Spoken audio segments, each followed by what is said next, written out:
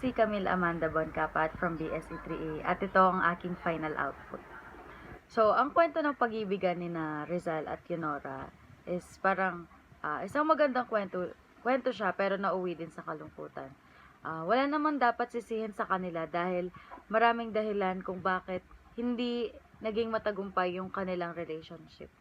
So, minsan kasi, kahit gaano man kalalim yung pagmamahal mo sa isang tao, may mga hadlang pa rin na mahirap tagpasan.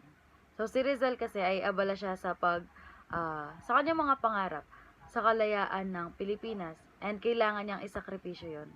So, ang kwento nila is, nagpapaalala sa atin na ang pag-ibig ay hindi madali. May mga kanya-kanya tayong pangarap at sitwasyon na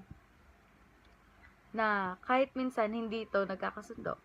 So, kaya kahit na puno man ng pag-asa yung pagmamahal, may mga pagkakataon na talagang hindi ito nagiging sapat sa isang tao.